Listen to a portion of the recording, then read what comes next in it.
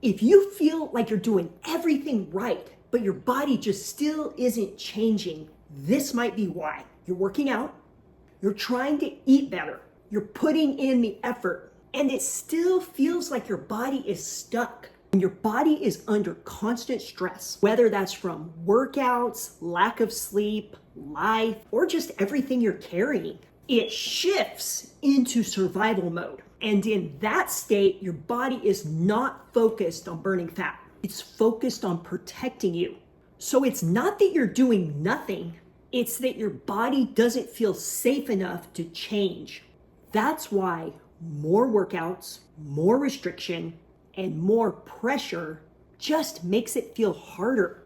You're not broken. Your body is just responding to the environment it's in. And this is exactly why the way I coach women is different.